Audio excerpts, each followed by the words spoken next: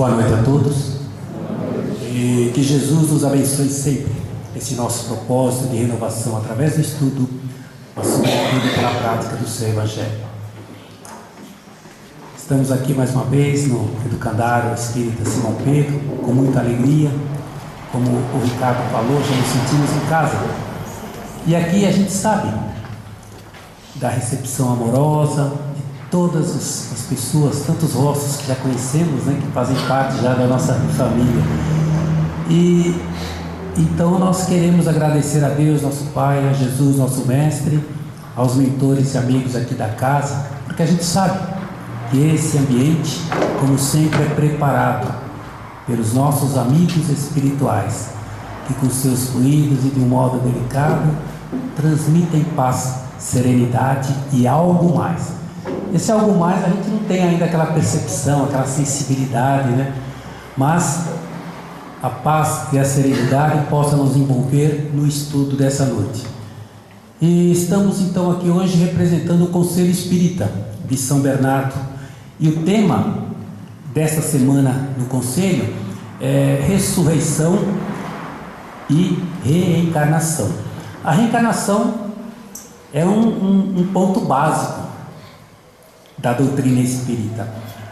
E nós podemos estudar, então, falar sobre ressurreição e sobre a reencarnação, estudando o capítulo 4 do Evangelho segundo o Espiritismo, cujo título é Ninguém poderá ver o reino de Deus se não nascer de novo. Então esse capítulo que Jesus nos traz, ele fala também que todos nós, né, no momento em que ele voltava, é aquela conversa que ele teve com Nicodemos, muito conhecida, todos devem conhecer. Ele tinha vindo de Cesareia e de repente então ele pergunta para os seus discípulos, né? Quem dizem os homens que eu sou? Aí um fala assim, dizem que o Senhor é João Batista, que já havia desencarnado. Outros dizem que é Elias. Outros então dizem que é Jeremias. E outros dizem que é outro profeta, que também já morreu. Aí Jesus fala, mas e vocês? Quem vocês dizem que é o Filho do Homem? Aí Pedro fala assim, tu és o Cristo, Filho de Deus vivo. Aí Jesus fala para ele assim, bem-aventurado és Pedro, porque não foi a carne que te revelou, mas o Pai que está no céu. Então tem outras colocações que vão mostrar para nós a presença do conceito, né, da ideia da reencarnação dentro da própria Bíblia.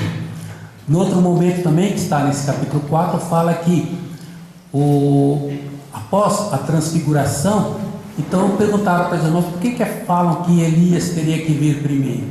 Aí Jesus falou assim, não, Elias já veio, vocês não o reconheceram, né? E o trataram como aprove a todos vocês. Aí eles perceberam que era de João Batista que ele estava falando. Então tinha um tetrarca lá, o rei Herodes, que havia mandado degolar João Batista, e ele ouvia falar tantas coisas de Jesus, ele falava, mas quem é esse, né? Eu mandei matar outro, agora tem esse aí falando coisas maravilhosas também, e ele queria conhecer Jesus. Então essas colocações é para demonstrar que Jesus já trazia ali aquela mensagem de nos falando da reencarnação. E aí à noite dizem que chega lá um senador judeu muito conhecido, de nome Nicodemos, e chega e quer falar com Jesus e fala assim, mestre, tu vens de Deus, porque tudo que o Senhor fala, tudo que o Senhor faz, realmente só pode ser de alguém que tem aquele poder de que veio de Deus. Aí Jesus fala, em verdade te digo, que aquele que não nascer de novo, não entrará no reino dos céus. Aí ele fala, mas como? Como pode nascer de novo? Um homem velho como eu, como é que eu vou poder voltar? Né? Aí Jesus fala assim, em verdade te digo, aquele que não nascer da água do Espírito não poderá entrar no reino de Deus. E vai fazendo várias colocações, e Nicodemos questionando, até que Jesus fala assim, mas você é mestre em Israel e desconhece isso tudo? Como é que você vai acreditar? Se você não acredita quando eu falo das coisas da terra, como é que você vai acreditar quando eu falar das coisas do céu? Então, quando Jesus faz essa colocação para Nicodemos, é porque nas próprias religiões daquela época, né, era uma tradição normal se falar da reencarnação, mas com o nome de ressurreição. Só que ressurreição a gente sabe que a própria ciência ela já é contrária, porque a ressurreição seria a volta no mesmo corpo. Muitas vezes o corpo que já se decompôs, já voltou ao pó, né, como diz lá na Bíblia, ou até já foi cremado. Então como é que voltaria? Já a reencarnação não, seria o retorno a um novo corpo preparado para aquela criatura. Então a reencarnação ela está presente, e estava presente na maioria das religiões. Muitas delas até tiraram, né?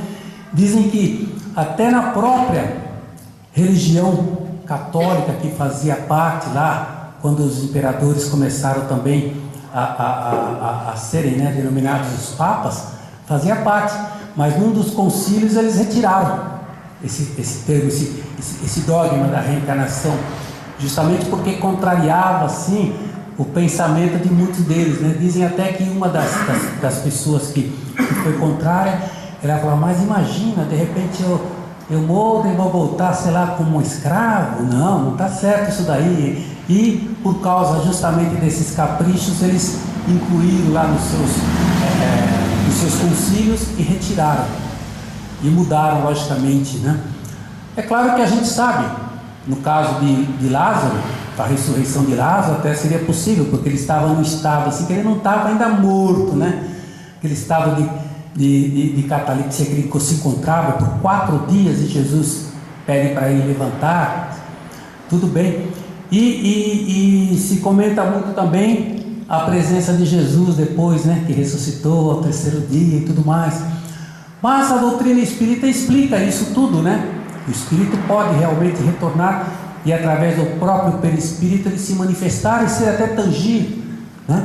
E ele pode então conversar, fazer todas as atividades normais. Até o próprio Cristo chega em um determinado momento que ele fala assim: não me toqueis, que ainda não estou preparado, né, para ir para o Pai. E depois ele conversa com todos eles, pede para até o Tomé lá tocar, mas com certeza ele estava fazendo a utilização de todo o poder que ele tinha e daquele corpo espiritual, né, e o perispírito que ele utilizava. Mas vai depender da nossa visão, né? Buda, ele certa vez no meio dos seus discípulos, ele falou assim: qual é o oposto de morte? Aí uma pessoa se levantou e falou assim: é vida.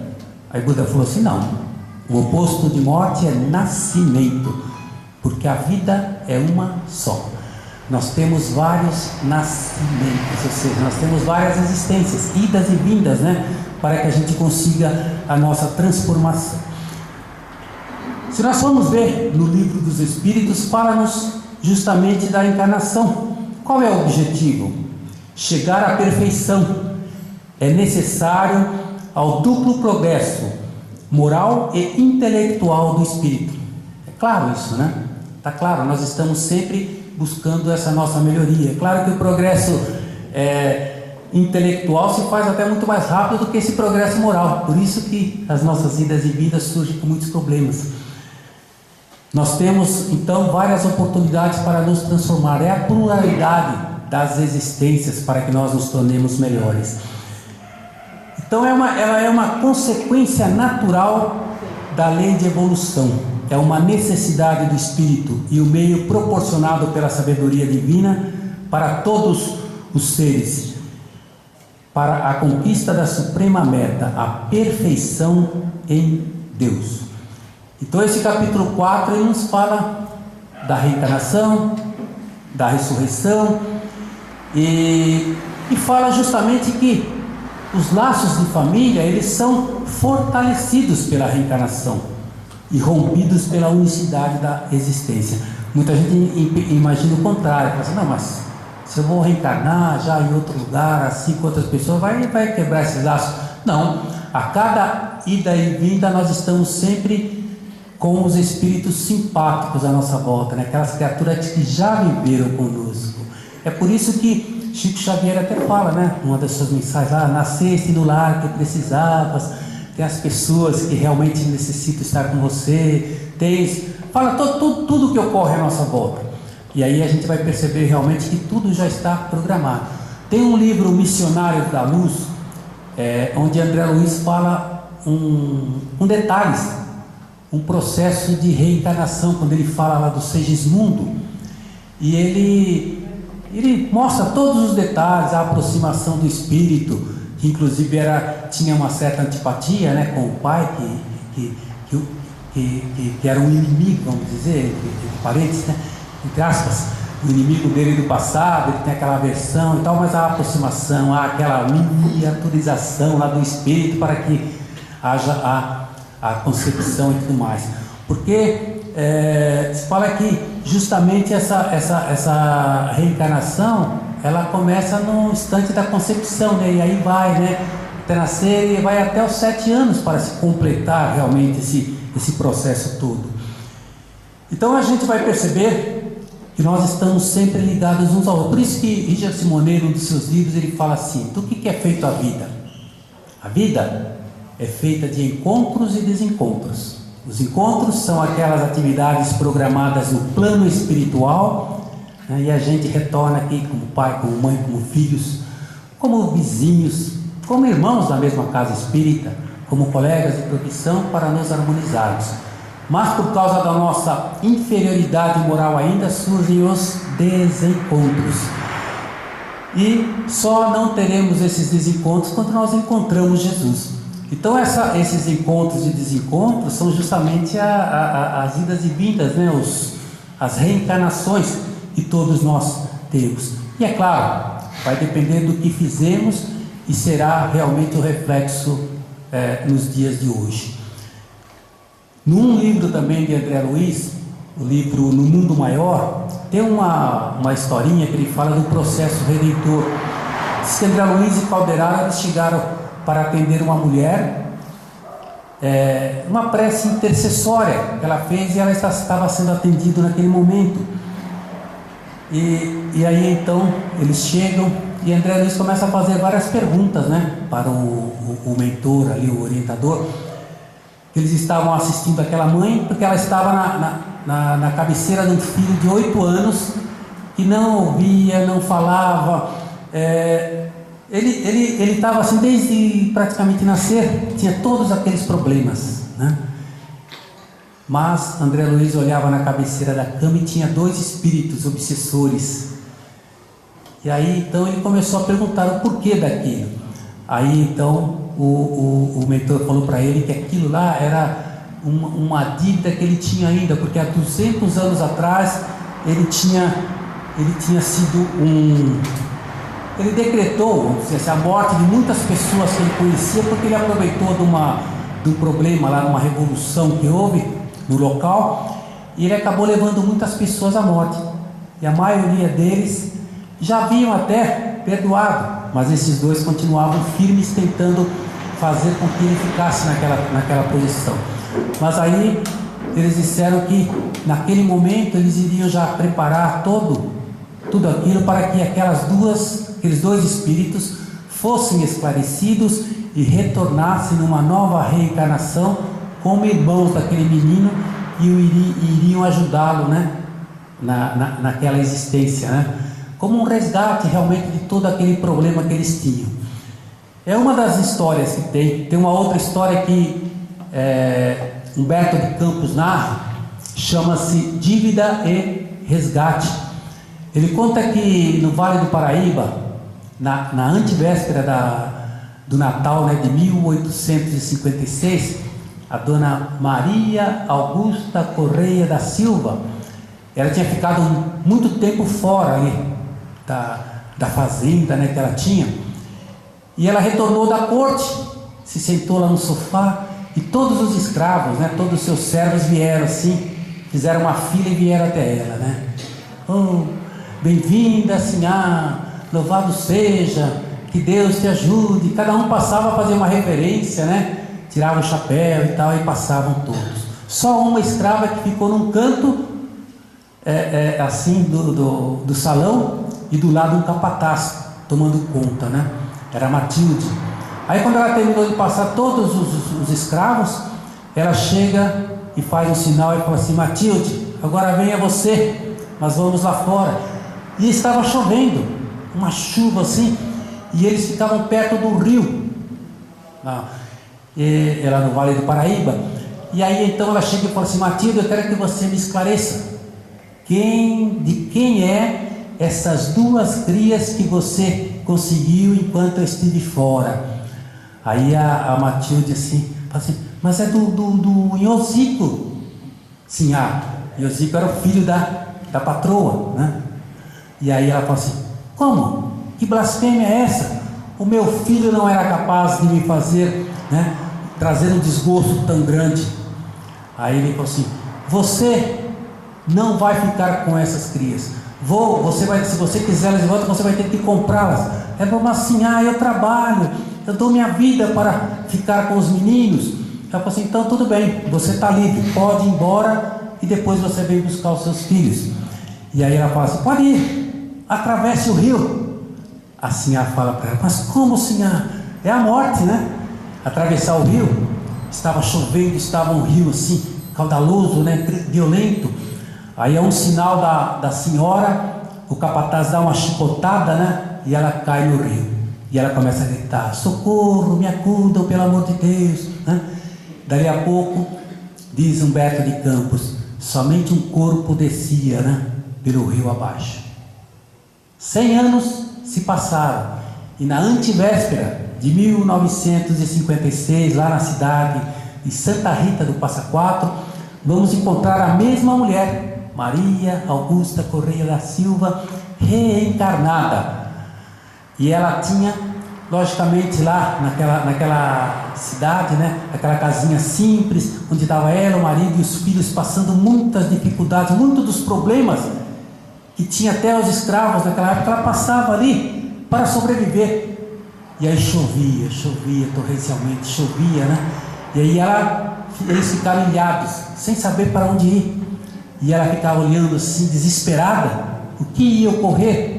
Dali a pouco, ela não conseguiu ficar naquela condição, porque se formou um rio ali na sua casa, né? Em frente à sua casa. Ela acabou caindo e foi do rio. E aí ela gritava: socorro, socorro, me ajudem, pelo amor de Deus. As mesmas palavras, né, que Matilde havia falado lá 100 anos atrás.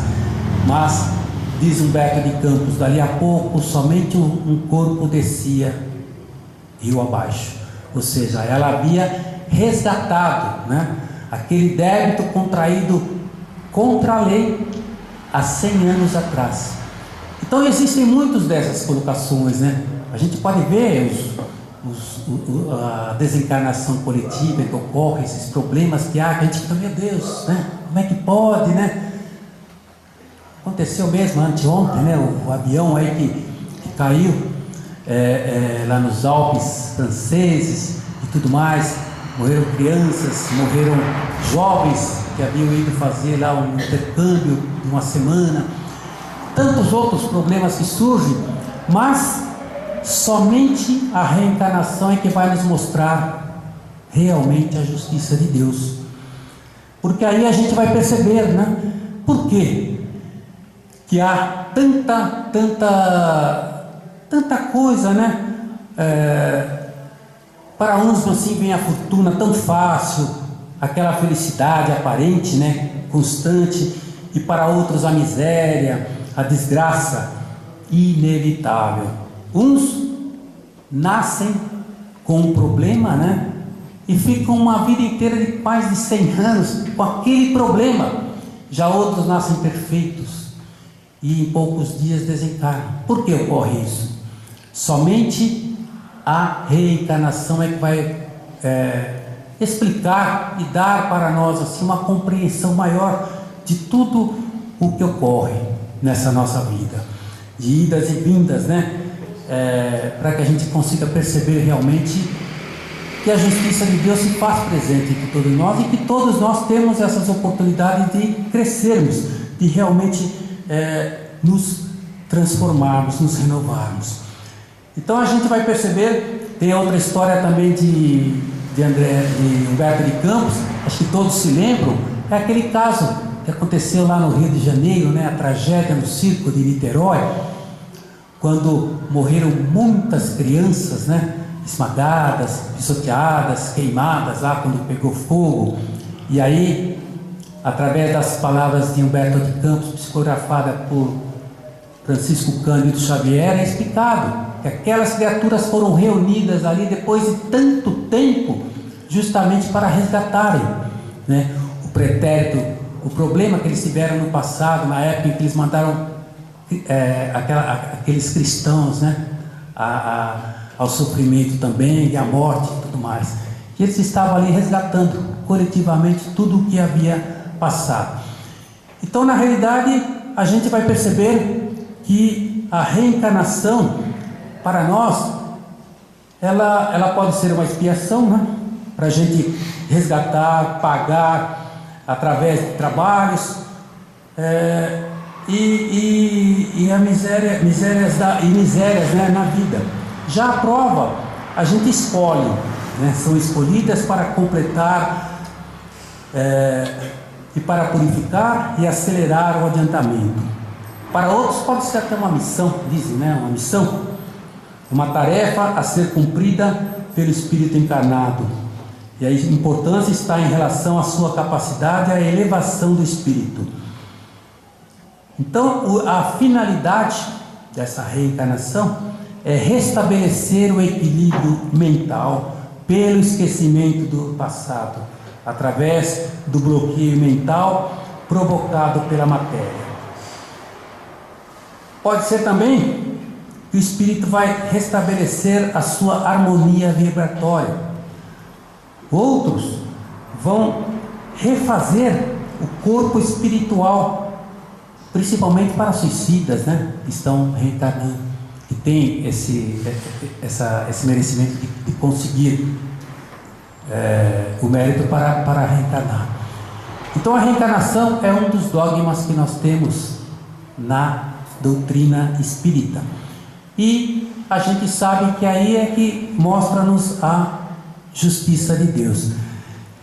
Dizem que a gente tem que justamente aproveitar a reencarnação para nos transformarmos, para nos renovarmos e para progredirmos, evoluirmos. Então, outra vez eu me lembrei de uma palestra do Manolo, onde ele foi falando, né, do homem, da mulher. Aí ele falou assim, disse para uma mulher, foi falar assim: não, você agora pode reencarnar como um homem. Aí disse que ela perguntou: mas como? Eu vou regredir? Então, a gente tem essa oportunidade, né, de buscarmos, né, nos transformarmos, nos renovarmos. Tem algumas questões que se falam, né, sobre a reencarnação, que é claro, né, a reencarnação é um tema assim, muito extenso para a gente comentar assim, em 30 minutos é rápido, né? Mas algumas questões a gente poderia passar rapidamente. Por exemplo, em que momento começa a reencarnação unindo o espírito à matéria? Até nós já comentamos. Então diz assim: união começa na concepção, mas não se completa senão no momento do nascimento. O espírito designado para habitar o corpo, a ele se liga por laços fluídicos e vai se apertando cada vez mais, até que a criança nasça. Mas o processo da reencarnação vai até os 7 anos. É o que está lá no livro onde fala da reencarnação de Segismundo. Aqui tem várias questões, mas eu estou pegando algumas, né? Todos os espíritos têm necessidade de reencarnar? Sim, enquanto não atingir a condição de espírito puro, mas com a elevação contínua, a matéria corporal vai retornando menos grosseira, mais sutil. Qual é a importância do perispírito na reencarnação? Organizado por energias próprias e eletromagnéticas e dirigido pela mente que aciona conforme o estágio evolutivo do espírito, nele estão as matrizes reais das funções que se manifestam na organização somática. Ele é o arquivo onde ficam registradas o substrato das experiências do ser em todas as vidas ou reencarnações. Eu me lembro também que não é só a doutrina espírita que fala da reencarnação. Existe um livro de Brian Weiss que ele fala muitas vidas, muitos mestres, né? Ou a Divina Sabedoria dos Mestres, quando ele conta que ele tinha uma pessoa que ele estava tratando e ele só conseguiu melhorar a sua situação quando ele fez ela regredir, e ela mostrou que ela havia passado por várias encarnações, e ela mostra assim detalhes, né? Inclusive dele, das pessoas que estão em volta, que todos estavam ligados. E aí então ele percebe que ele tem que acreditar realmente que a reencarnação é um fato.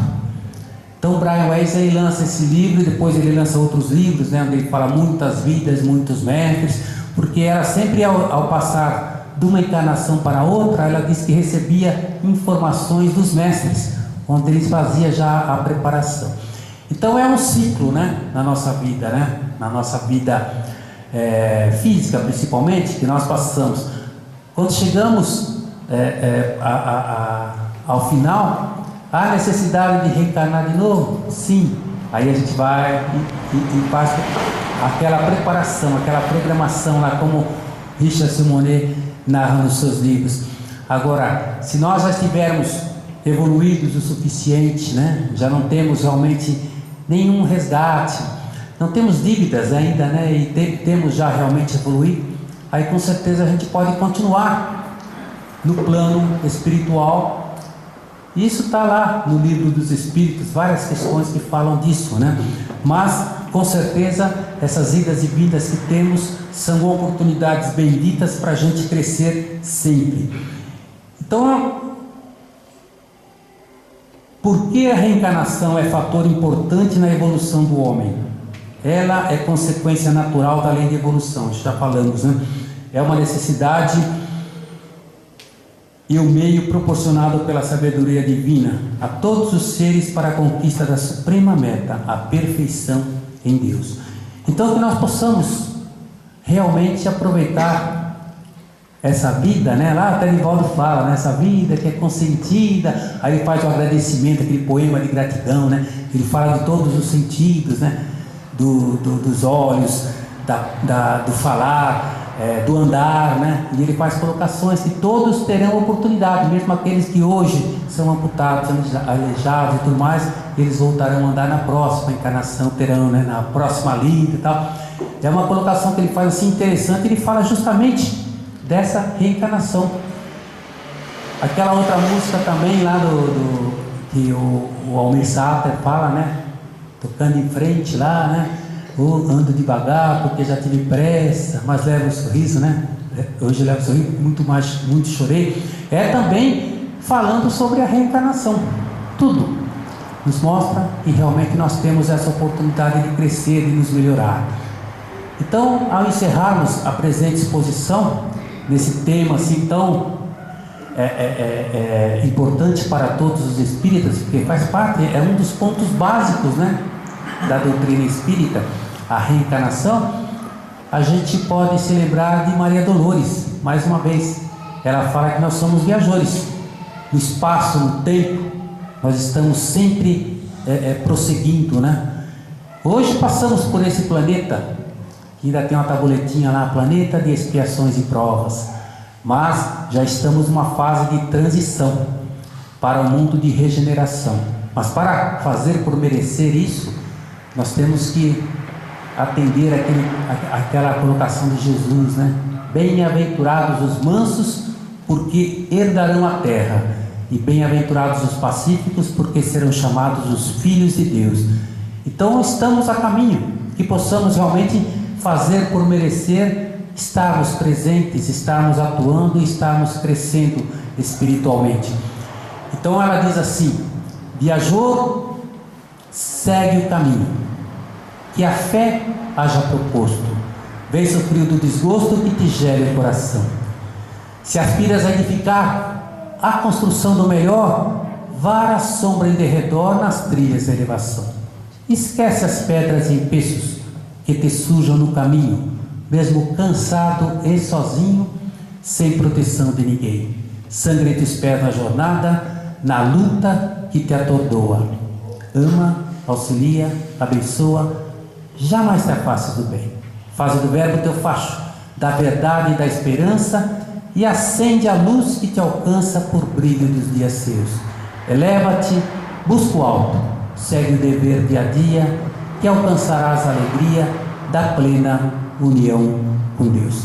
Então, que Deus nos abençoe sempre esse nosso propósito de renovação através do estudo, mas sobretudo pela prática do Evangelho de Jesus.